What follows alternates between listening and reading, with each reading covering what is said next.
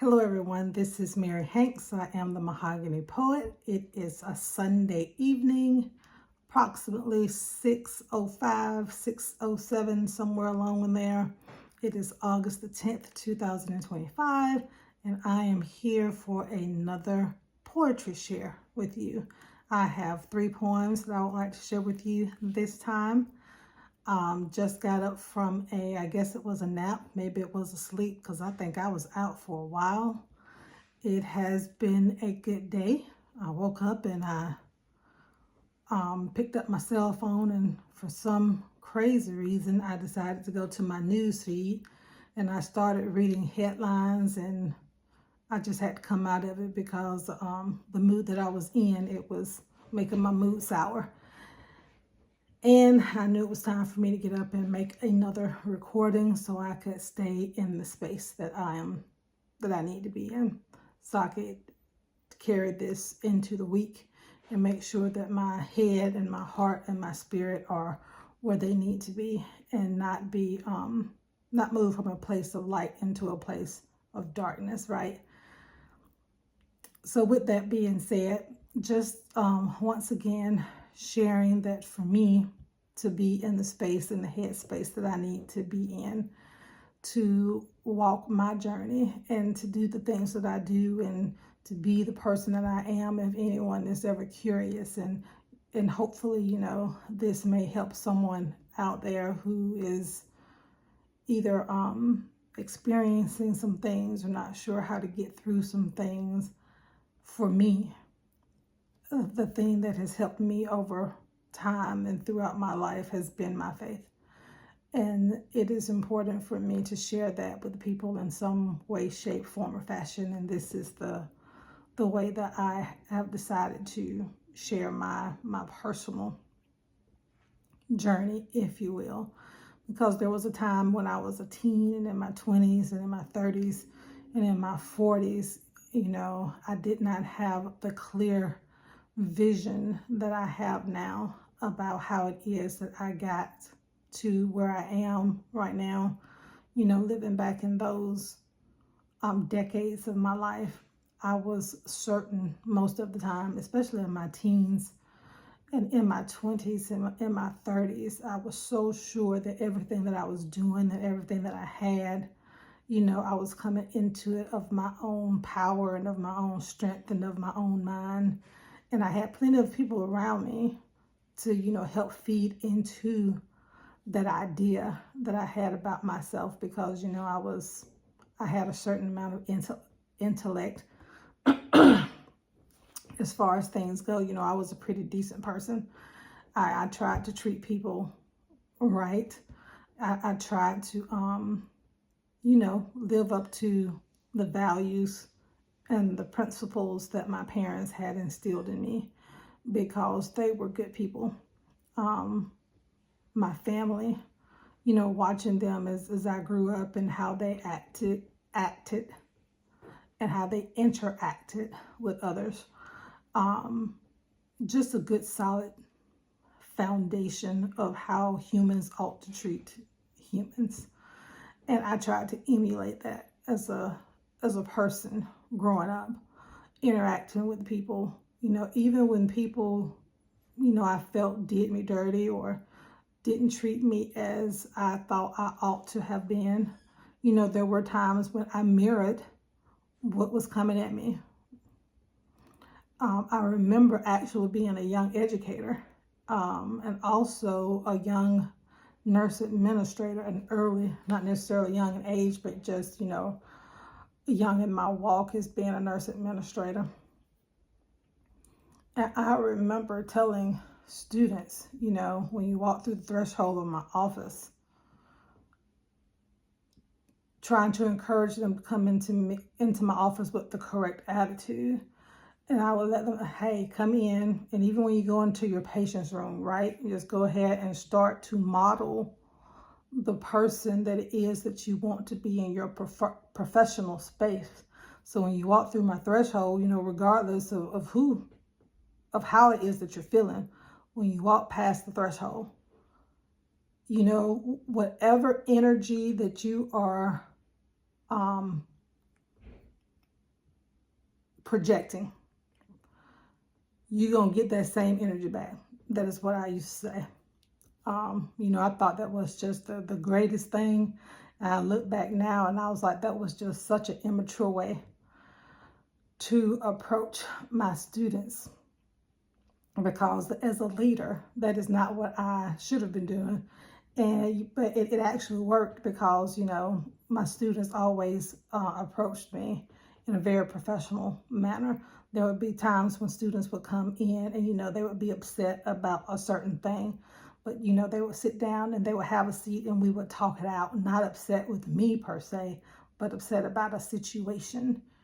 And it's so important that when we are upset about situations, as we get upset about situations now, past situations that come to mind that make us upset all over again because we have not dealt with, we have not sat with, we have not gotten to the root of those things, and we have not worked those things out. So we are continuing to allow them to keep coming up and causing us the same distress.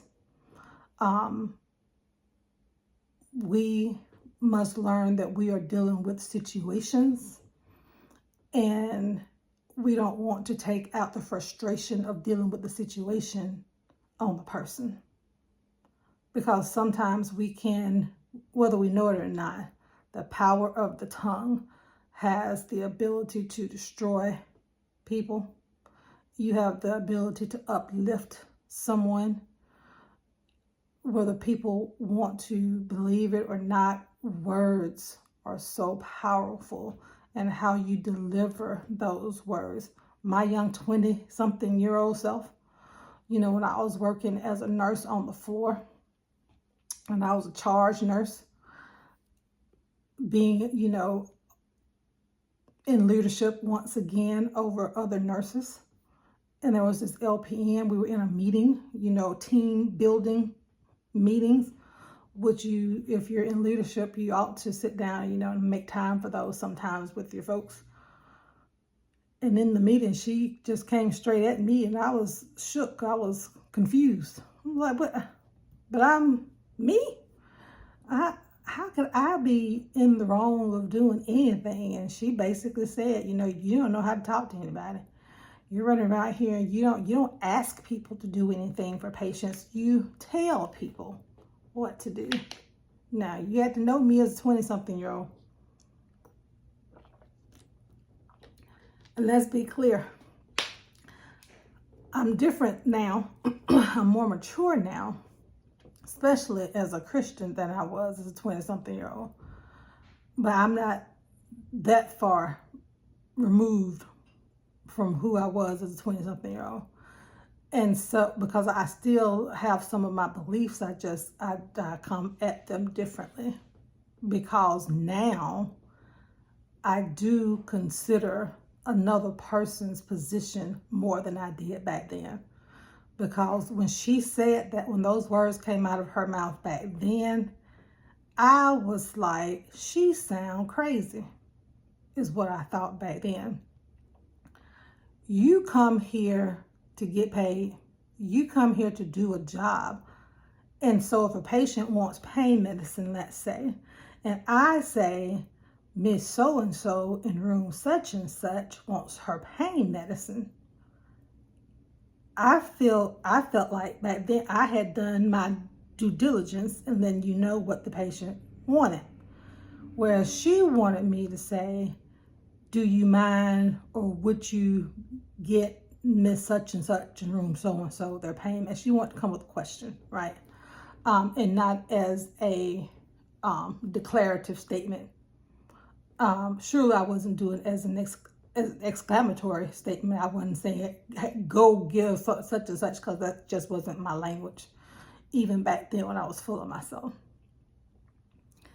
And then the notion again that you're getting paid to do something, so why am I having to ask you to go do your job? That's where my headspace was when we were having this conversation. So I remember very clearly sitting in that meeting feeling like, I can't believe you are coming after me with this. And we were both relatively young at the time. I was probably in my late 20s. She quite possibly was maybe the same age, maybe a little bit younger than me.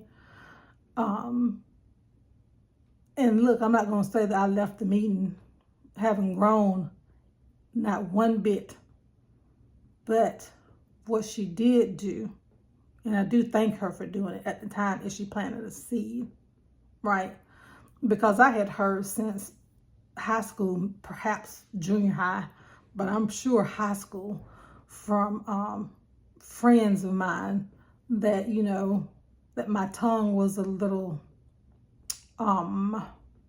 rough. You know, I had heard before that I did not know how to deliver a message tactfully, that, you know, I was a little rough around the edges when it came to me talking to people, including them, and that I hurt feelings because I just cut to the chase. That was just my manner of speaking. I had heard it, you know, before I got into that meeting about, you know, asking about how to do anything. You don't know how to talk to nobody. How many times had I heard that? And even when I got into nursing education, I had 3 young ladies who came to me and welcomed me to the university when I got there. And, you know, they would come to me for advice, and, you know, they would come to me when they were struggling, trying to make it through the nursing program. And all 3 of them did, and they're doing remarkable things right now. I'm so proud of all 3 of them. But I remember one of them along the way having some struggles, and I was, you know, giving instruction back then in the same manner, right? Just straight point to just, look, this is what you need to do. And look, if you don't do it, then you're going to fail. Just point, that's my delivery, right? I'm telling you what to do. I need you to listen to me. If you listen to what I'm saying, then this is what's going to happen. If you don't listen to what I'm saying, this is what's going to happen. Point blank. That's just how it is. Sorry, I'm getting messages across my phone, and it's getting in the way. So that's why my finger is coming across the screen. But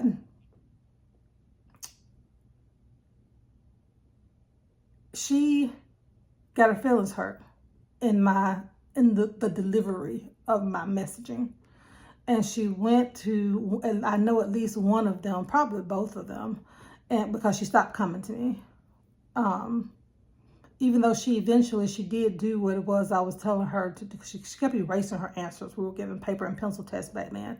She kept erasing her answers. And I was like, take the eraser off the pencil. Just go in there, because she was erasing right answers during her test. I just take the eraser off the pencil and just go with your gut, and let's just see what happens with that. And, you know, she ended up, she passed the program. I said, she's gone on, and she has graduate degrees, and she's doing great. But in the moment, she had it with me because of my delivery method. And one of her friends came to me, and she was like, such and such, and just said she can't come and talk to you anymore because, in the same words that kept haunting me over and over, she says that you don't know how to talk to people.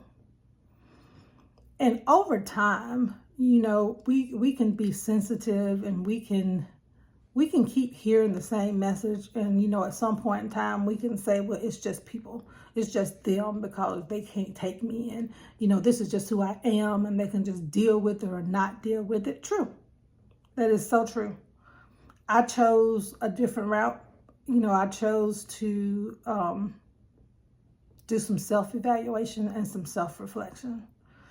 When I became a nurse educator, that is when I truly started to self-reflect and not so much be concerned about everyone around me, because people are going to do and be who they are. I can't control any of that. But the feedback that I was getting from people, and I had gotten the same feedback in different places. That's the thing. It's coming from different places, and it had come all over my life. My mama, who I know loved me. And I know she wouldn't tell me anything to hurt me. She'd be like, that tongue of yours going to get you in trouble one day. I had a coworker, and I would come to work sometimes irritated. And he was the one who mentored me. When I became a nurse, he mentored me on the 3 to 11 shift. And sometimes he would ask me questions just we talking about patience, talking about sports, talking about whatever. And I would be snappy, and he'd be like, wait a minute, let me go get a napkin because you got something coming down your mouth. And I'm like, what? And he was like, you've been eating razor blades for breakfast or lunch or wherever time of day it was, because he was saying that I had blood coming down my mouth because I was cutting folks. But,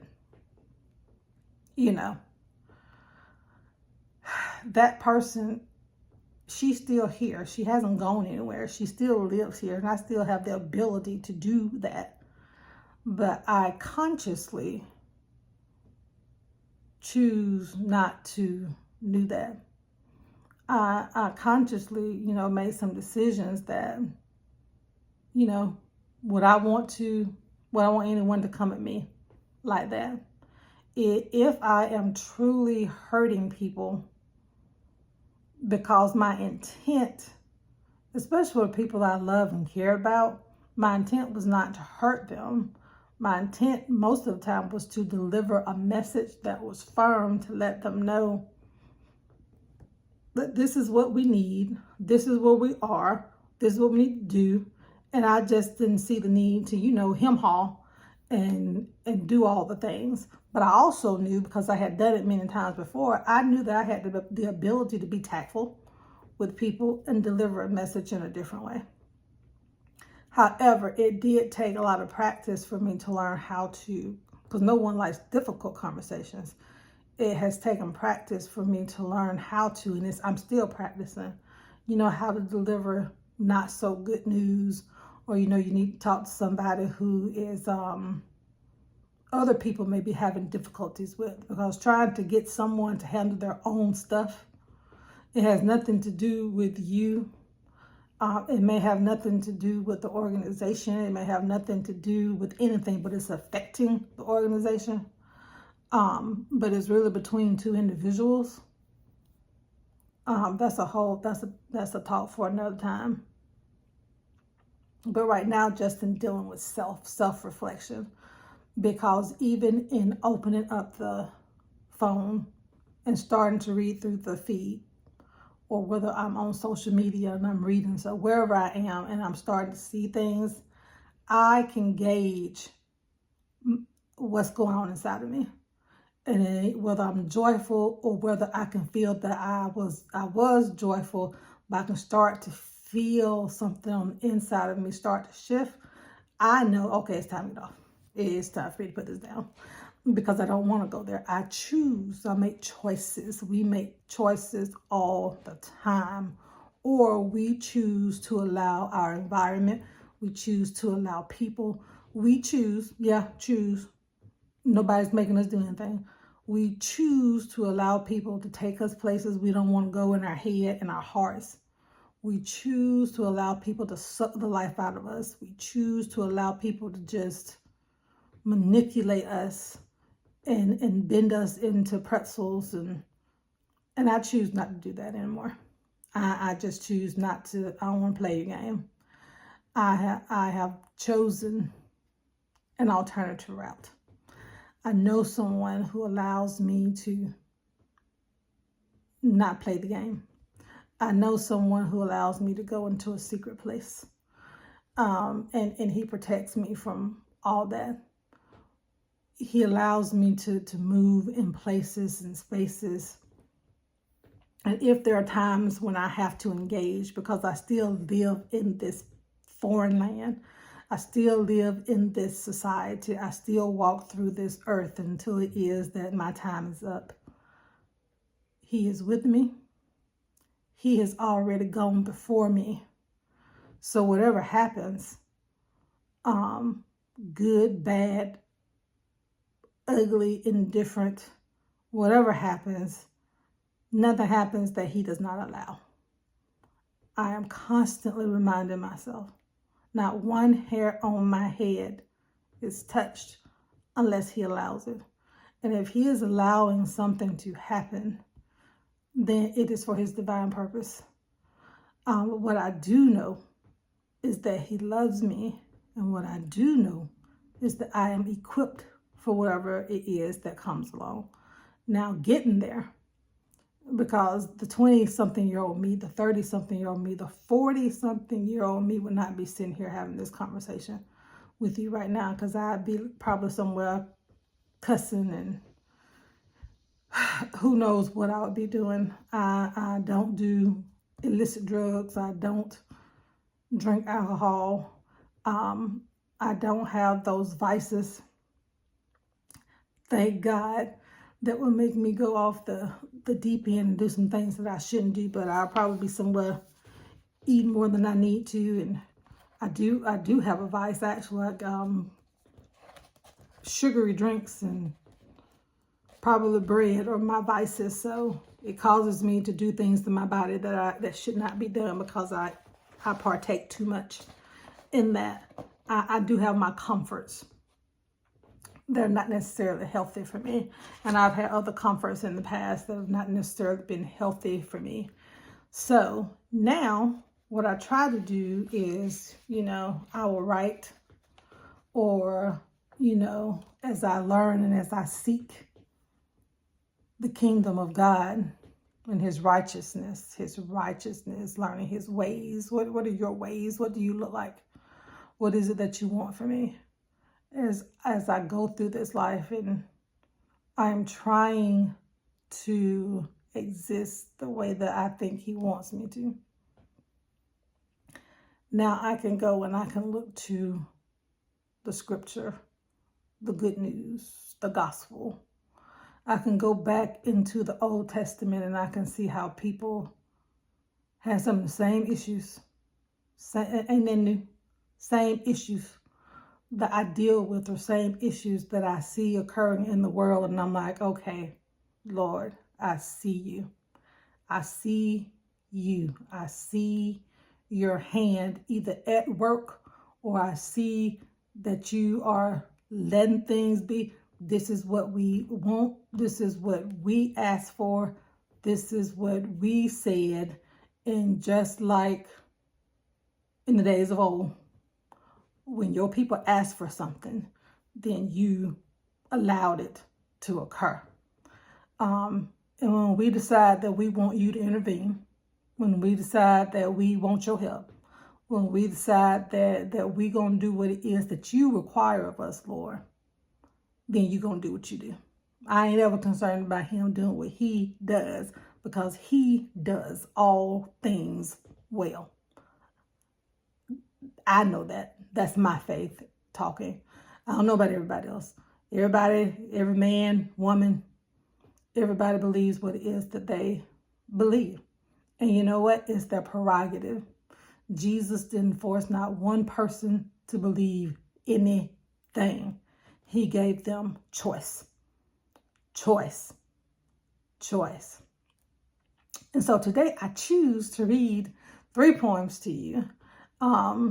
Just because I'm grateful to him for all that he is, all that he does for us, and for centering. I'm grateful to him personally for centering me when I feel myself going left, going sideways, looking backwards too much. Always good to look back. Always good to remember. In the Bible, remember is there. It is written that there are things that we need to remember, we need to reflect, because we forget quick. And if we do not remember, we are destined to be doomed if we do not remember things. And I'm glad that I remember him through the scripture. So I want to share 3 poems that I wrote as remembering through reading the scripture. The first one is a mustard seed and a hymn. A mustard seed and a hymn. And it goes like this.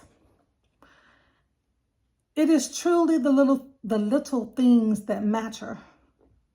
Faith the size of a mustard seed, not chatter, allows us to overcome obstacles that impede, creates the space from which we follow and lead, not dependent on our strength, nor intellect, nor speed. The hem of a garment held such power, we can still draw from it at this very hour. Within it, all that was needed to heal. If a hardened heart and mind, we are willing to yield. Nothing left hidden, nothing concealed. No need to go big or give in to life's constant doubts. If we understood what the seed and the hymn are about. A little faith of substance, of things not seen. Beginning with a mind that's renewed, a heart that's clean. Producing a life sown with possibility and growing larger than an evergreen. A mustard seed and a hymn. If you know, you know the scriptures. The second one is the corner of 27th and 23rd. The corner of 27th and 23rd. There is an intersection I travel. Of it, I don't know if you've heard. It exists at the corner of 27th and 23rd. Every time I pass through, I feel as though a new me will emerge. A man lives there in a mansion set upon a hill.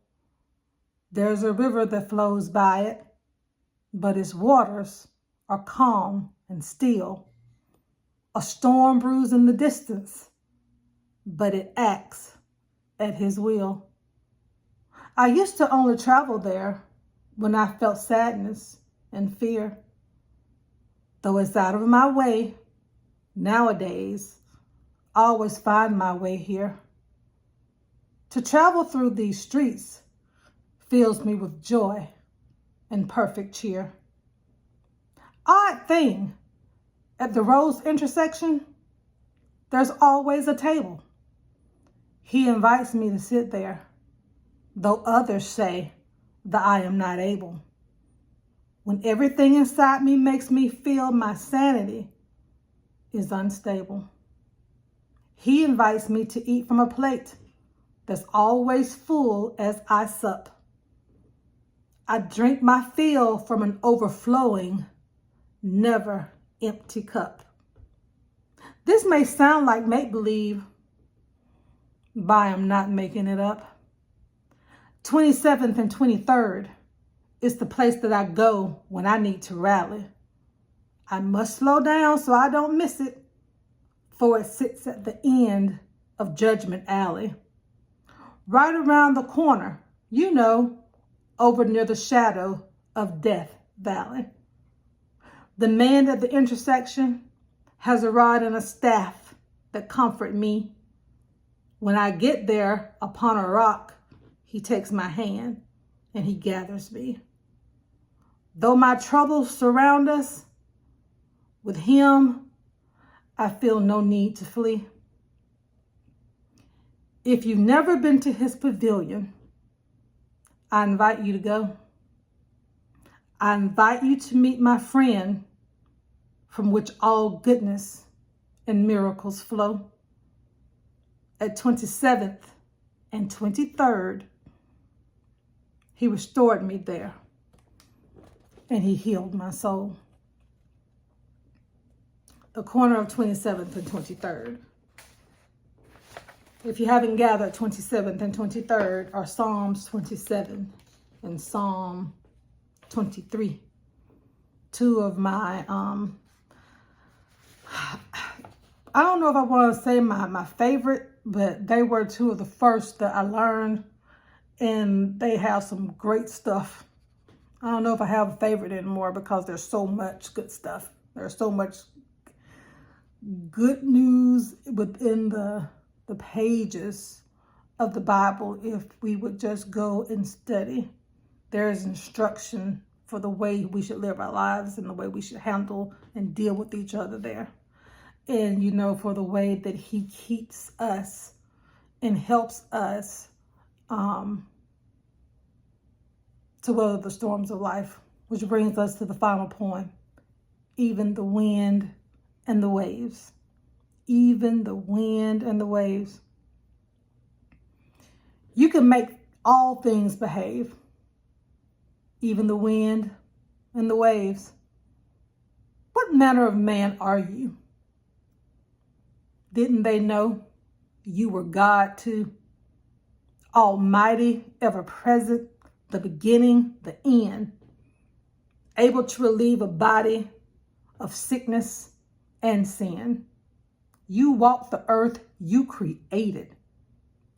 You love those by whom you were hated. What kind of man can this be that can make angels and demons bow to their knee?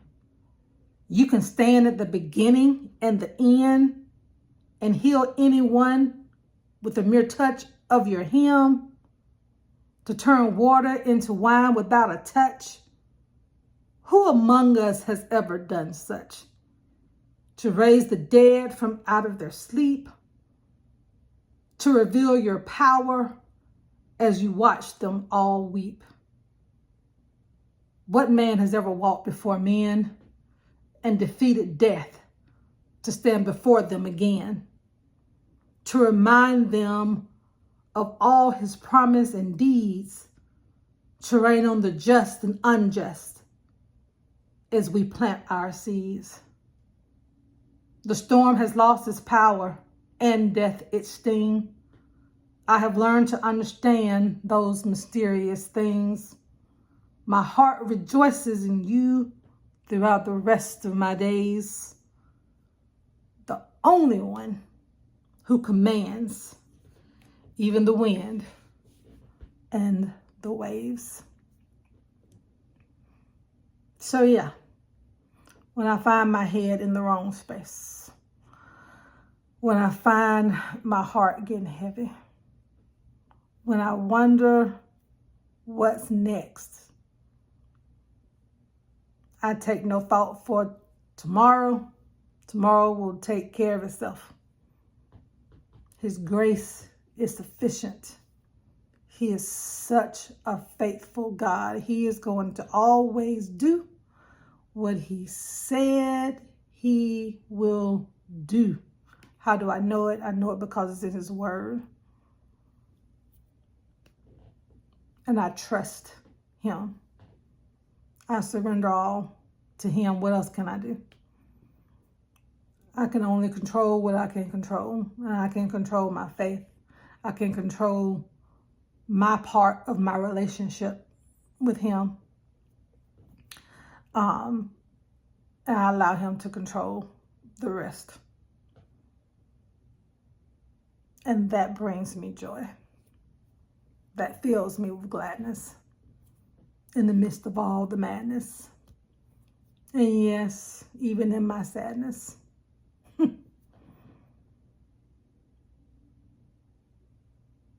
It is a great place to know peace and to have your peace protected. Even when you feel physical pain, emotional pain, he gives us outlets. He allows us to have outlets, but it will require something of us, some action on our part, some movement on our part.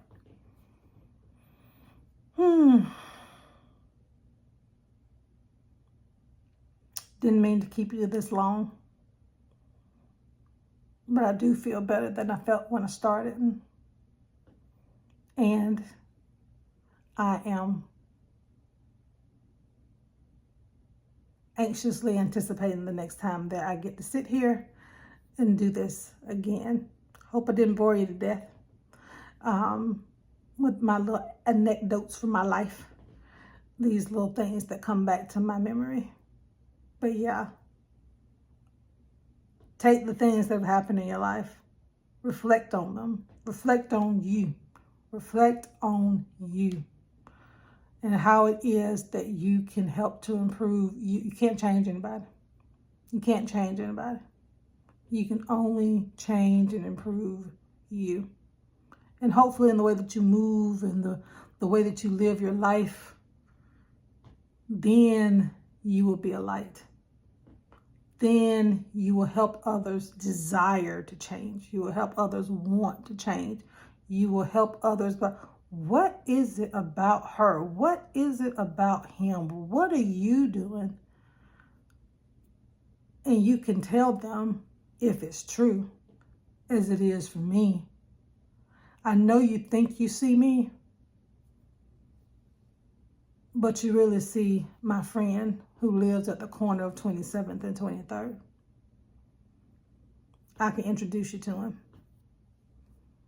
But the relationship that you build, you're going to have to work on the relationship. Until next time. See you later. Have a great week or month or year or whenever it is that we meet again. Take care of yourself. Love yourself. Love those around you. Live peaceably among each other as much as you can. And take care. Bye-bye.